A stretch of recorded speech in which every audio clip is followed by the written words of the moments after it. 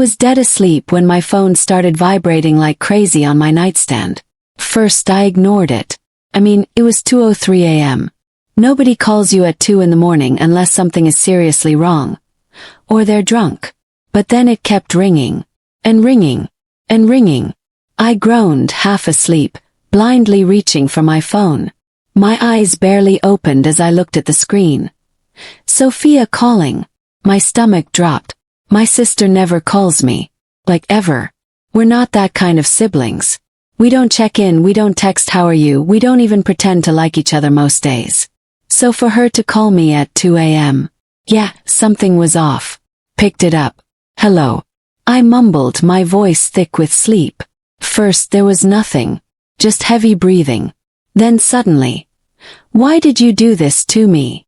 I instantly pulled the phone away from my ear. She was screaming. Not talking. Not crying. Screaming. Sophia, what are you talking about? I sat up straight, heart starting to race. You ruined everything. She yelled again, her voice cracking like she'd been crying for hours. You always do this. You couldn't let me have one night, could you? My brain couldn't even process what she was saying. Are you drunk? Asked, trying to stay calm. Because honestly, that was the only explanation that made sense. Tonight was her birthday. Her big birthday. The one my parents had been obsessing over for months. And when I say obsessing, I mean it. They spent $12,000 on that party. You heard that right. $12,000. For one night. For her. Meanwhile, last year on my birthday, I got a text from my mom at 6 p.m. saying, we'll celebrate this weekend. I didn't. But that's just how it's always been. Sophia is the favorite. The golden child. The one who gets everything handed to her on a silver platter while I'm expected to just exist quietly in the background. So no, I wasn't invited to the party. Not officially anyway. Oh, it's mostly her friends, my mom had said casually a few weeks ago. You probably wouldn't enjoy it. Translation. You don't belong there. And honestly, I didn't care. Or at least that's what I told myself. Back on the phone, Sophia was still going off. You think I don't know it was you? She snapped. Know what I was me. I said, my patience starting to wear thin. I wasn't even there, Sophia. Don't lie. She screamed. Everyone knows you're jealous. You've always been jealous. Clenched my jaw. Jealous. Of her. Or maybe once. When we were kids. Before I realized no matter what I did, I'd never be enough for my parents the way she was. But now I just kept my distance. It was easier that way. Sophia, listen to yourself, I said slowly. You're not making any sense. What happened? There was a pause. For a second I thought she hung up. Then I heard it. Shaky breath. And suddenly, her voice changed. Not angry. Not screaming. Terrified. They're saying it's fraud, she whispered. I frowned. What? The venue. The payment. It didn't go through. They're saying the card was declined. That the transaction was flagged. Her voice trembled. They shut everything down. In the middle of the party. Security came. People were recording. Wait, slow down, I said, try and piece it together. That doesn't make any sense. Mom and Dad paid for everything weeks ago. I know that. She snapped, panic creeping back in. But they're saying someone reported the charge. Like it was unauthorized. My heart skipped a beat. Unauthorized. That's not possible, I said. That's what I told them. She cried. But they said the bank froze the account. They said someone disputed the payment. A cold feeling settled in my chest. Something about this didn't feel right. Oh. And now everyone thinks we're scammers or something, she continued, her voice breaking. The party got shut down, people are posting videos, and Mom and Dad are freaking out. She stopped. Then, quietly, they said your name. My grip tightened on the phone. What? The bank, she whispered. They said the dispute came from someone linked to the account. Then you. Silence filled my room. My mind went completely blank. 'Cause here's the thing. I didn't touch their account. I didn't go near that payment. I didn't even know which card they used. But somehow, at 2 in the morning, my sister was crying. A $12,000 party had just been destroyed. And now, everyone thought it was my fault. For a few seconds, I couldn't even speak. Felt like my brain just stopped working. "Are you serious right now?" finally said, my voice low. On the other end, Sophia didn't answer immediately. But I could hear everything behind her. People talking loudly. Someone crying. My mom's voice, panicked. And my dad angry. Really angry. "I didn't do anything," I said firmly. "I didn't touch your party, your payment, nothing. I wasn't even there." "Then how did your name come up?" Sophia snapped. "I don't know." Shot back. "Maybe because we're on the same family account." Ever thought of that? That made her pause. Because she knew I was right. Our parents had added me to their bank account years ago. Back when I first started college. It was supposed to help with family expenses. I barely even used it anymore. But technically, my name was still there. "This is not a coincidence," she said, her voice shaking again. "You've always had a problem with me." I let out a short laugh. Not because it was funny, but because it was ridiculous. "You really think I care enough to ruin your birthday?" said. "That I'd go out of my way to sabotage a party I wasn't even invited to?" She didn't respond. And that silence, that told me everything. She actually believed it. Before I could say anything else, I heard my mom in the background. "Give me the phone." A second later, Sophia's voice disappeared. And then, "Hello." My chest tightened. "Did you do this?" she asked immediately. No hello. No checking if I was okay. Just straight to the accusation. "Wow," I muttered. "So you think it's me too?" "Don't turn this around," she snapped. "The bank is saying the dispute came from someone authorized on the account. That narrows it down to family." "Yeah, and you and Dad are also on that account," I pointed out. "That's different," she said quickly. "Why?" "Because you can't imagine your perfect daughter being wrong." I couldn't stop myself anymore. There was a sharp silence. I knew I hit a nerve. "Now is not the time for this," she said coldly. "Your sister's reputation is being destroyed right now." My grip tightened on the phone. Of course it was about her. Always her. "What about me?" I asked. "You're accusing me of fraud.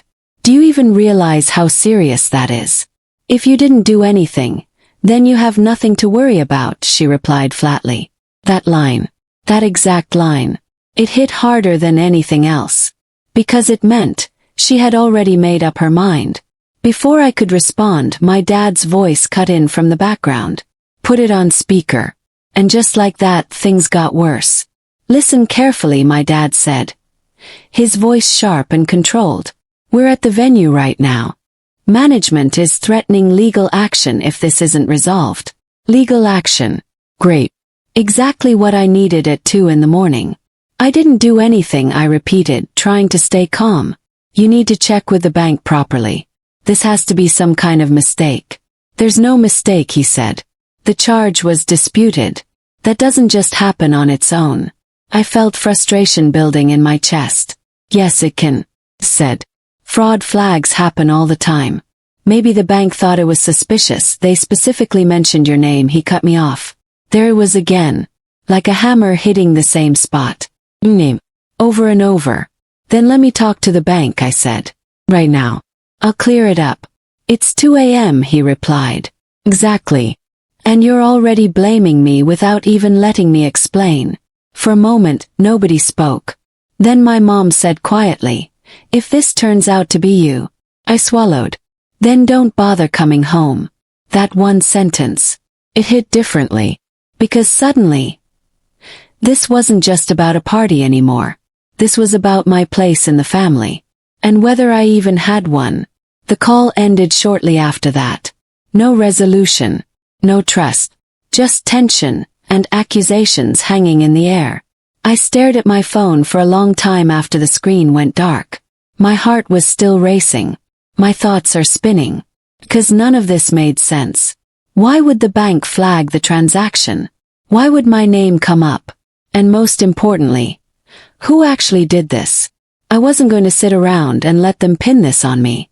So I did the only thing I could think of. I opened my banking app. Logged into the family account.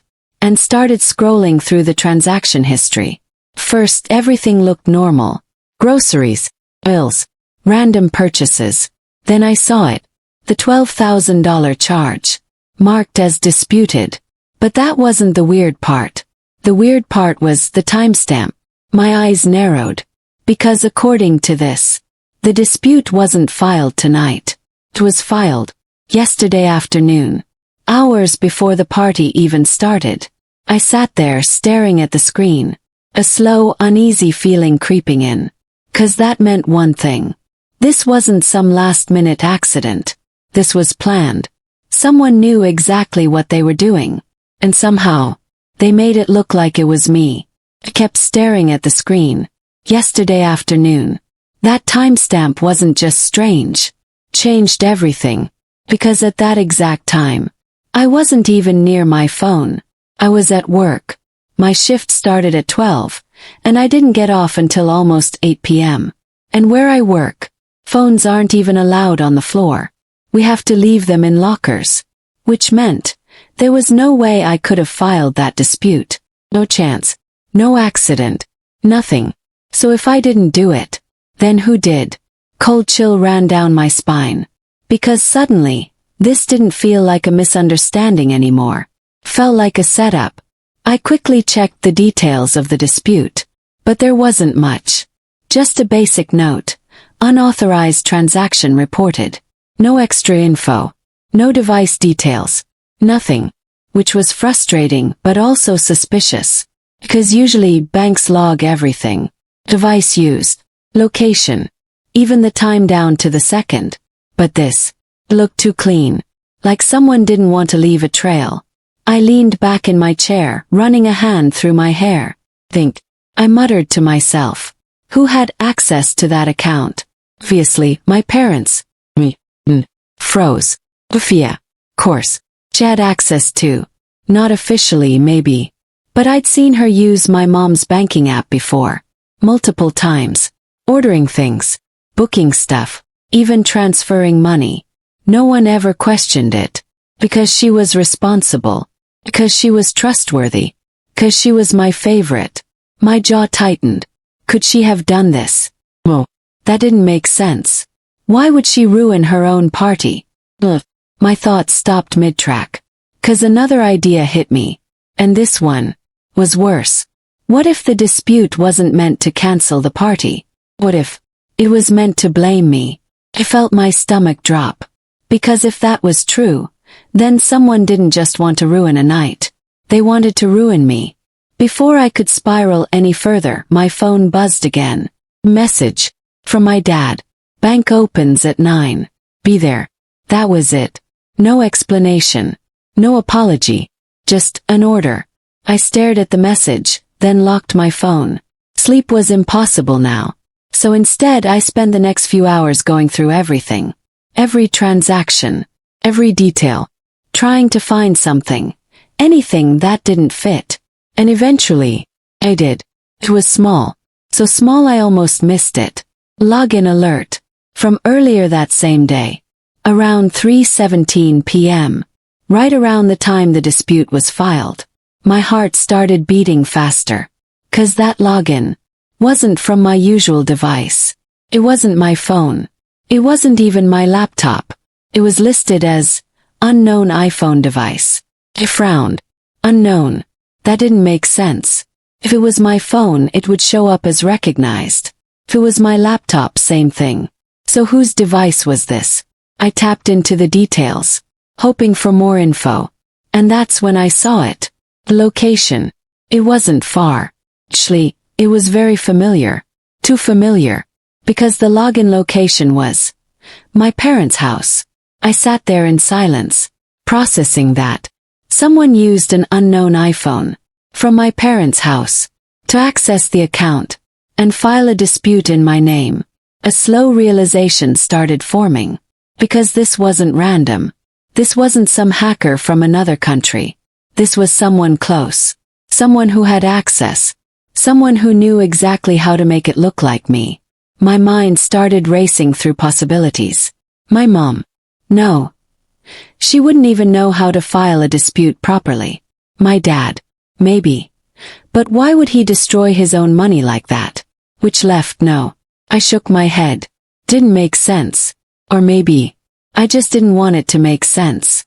Because the only person left was Sophia. My phone buzzed again. This time a notification.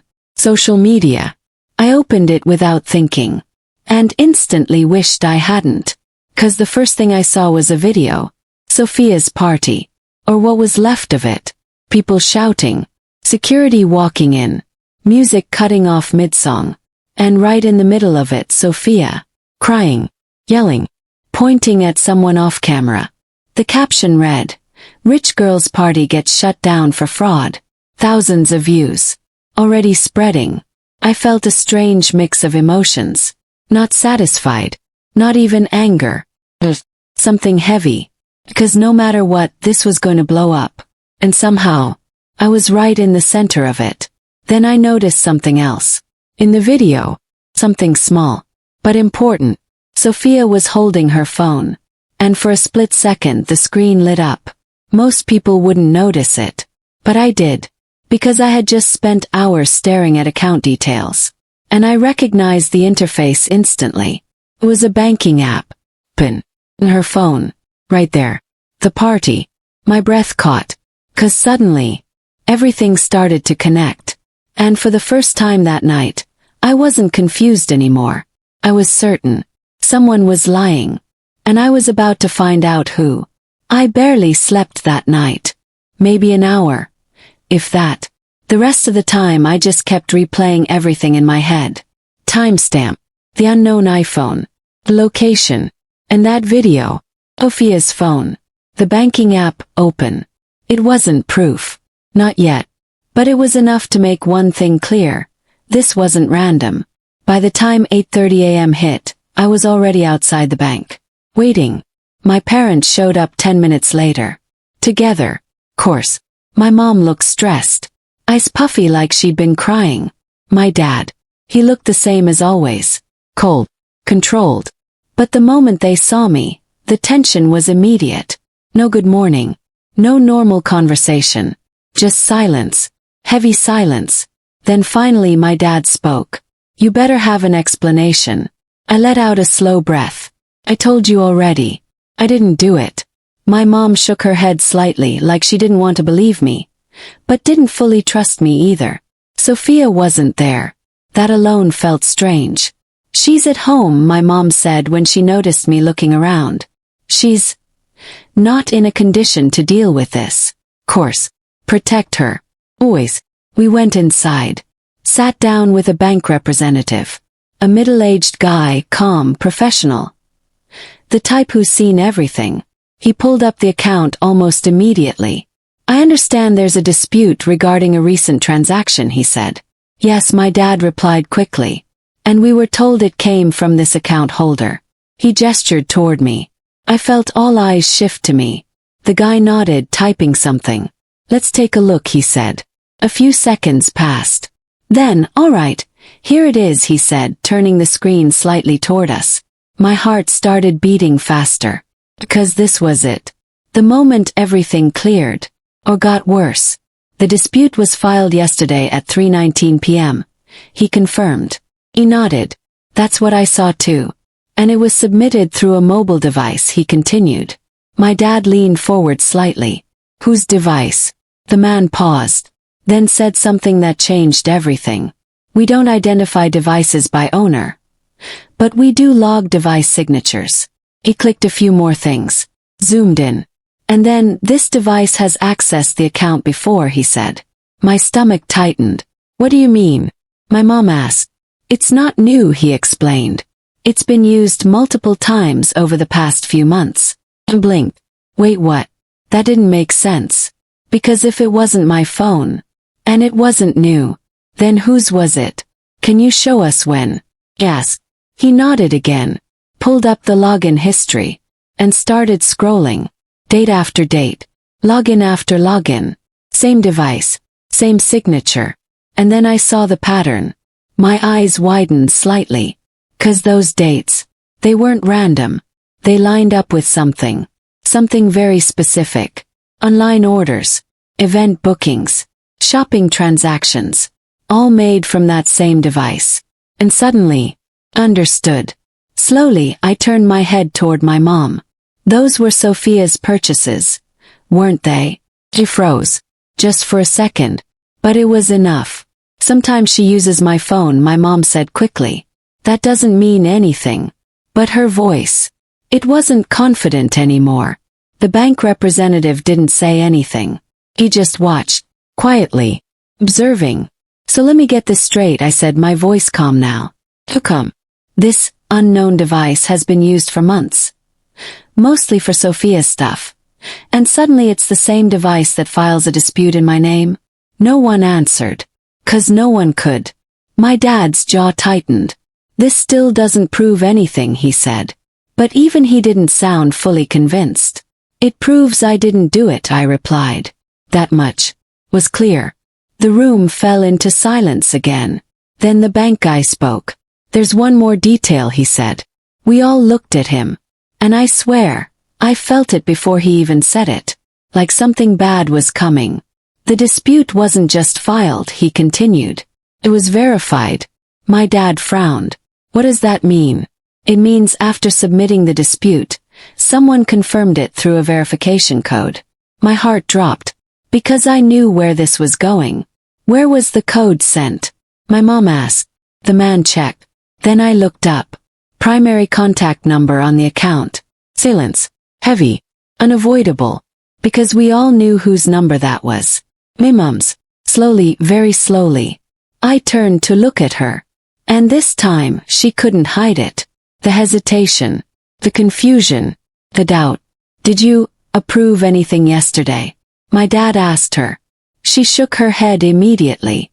Well, I didn't get any code. But something about the way she said it felt off. Not a lie. But not fully certain either. And that's when it hit me. A possibility I hadn't considered before. What if, said slowly. Everyone looked at me. What if someone else had access to your phone? My mom frowned. That's impossible. Is it? I replied. Because we both knew the answer. There was one person who used her phone without asking. One person who always had access. One person who never got questioned. My dad's expression darkened. Call her, he said. My mom hesitated. Just for a second. Then she picked up her phone. Dialed. Put it on speaker. The line rang once. Then hello. Sophia's voice. Fragile. Like nothing happened. And suddenly, everything was about to come crashing down. Hello. Sophia's voice was calm. How come? Like nothing had happened last night. Like her $12,000 party hadn't just been shut down in front of everyone. Like she hadn't been screaming at me at 2 a.m. For a second no one spoke. Then my dad broke the silence. Sophia, he said, his voice sharp. We're at the bank. Was. Okay. She replied slowly. There's something you need to explain. Another pause. This one longer. What do you mean? She asked. I stepped in before my parents could soften things like they always did. The dispute, I said. It was filed from a device that's been used for your transactions for months. Silence. Not confused silence. Not shocked silence. The kind of silence where someone is thinking what to say next. Carefully. I don't know what you're talking about, she finally said. There it was. The denial. Expected. Predictable. But still annoying. Really? Said. Because the device matches the one used for your online orders. The same one you've been using from mom's phone. That doesn't mean anything, she snapped quickly. Too quickly. Lots of people use mom's phone. No, I said. Not like you do. I could feel my dad's eyes on me. Watching. Listening. Actually listening. For the first time. Sophia, my mom said, her voice softer now. Did you use my phone yesterday afternoon? I don't remember, she said. That answer was worse than a yes. Because it wasn't denial anymore. It was hesitation. And hesitation means doubt. No, my dad said firmly. You do remember. Think carefully. The line went quiet again. I could almost picture her right now. Sitting in her room. Pacing. Trying to come up with something. Anything. I was busy with the party, she finally said. Why would I even touch the bank stuff? Good question. But not a good answer. Because the dispute wasn't just filed, I said. Another pause. Then I dropped it, it was verified. And that hit her. Because she didn't argue this time. She just went quiet. And that silence said more than anything else. My dad exhaled slowly. We'll deal with this later, he said. Right now we need to fix the situation. The bank representative, who had been silent this entire time, finally spoke. The dispute can be reversed, he said. But the merchant may still take action, considering the circumstances. Legal action. Again. But this time it wasn't aimed at me. And for the first time since this whole thing started, felt something shift. Not relief. Not satisfied. But clarity. Because the truth was finally out. No more guessing. No more blaming. No more doubt. Just facts. And consequences. My mom ended the call shortly after that. No goodbye. No comforting words. Just silence. We sat there for a moment. No one really knows what to say next. Then my dad looked at me. Really looked at me. For the first time in a long time. And said, "You were telling the truth." It wasn't an apology. Not fully. But it was something. And honestly, that was enough. For now. Because this wasn't over. Not even close. If anything, this was just the beginning. For a few seconds after the call ended, nobody moved. Nobody spoke. It was like the house itself was holding its breath. Then my mom finally broke the silence. "I can't believe this," she whispered. But it wasn't just about Sophia. It wasn't just about the party. It was everything. All those years of assumptions. All the times I was ignored. All the moments I was blamed first. Without question. And now. It had finally cracked open. My dad stood up first. "I'm going to handle the bank and the venue," he said flatly. "This is not ending here. No emotion. Just responsibility." But my mom. She didn't move. She just sat there. Staring at her phone like it had betrayed her. I didn't think she would. She started then stopped. She couldn't even finish the sentence. Because what was there to say? That your perfect child made a reckless decision. That she tried to reverse a $12,000 transaction after enjoying the event. That she dragged her own family into chaos. It didn't sound real. But it was. I stood up slowly.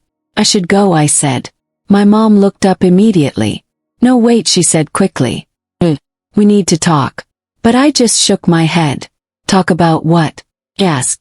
My voice wasn't angry anymore. It was just tiring. About how I was accused at 2 a.m.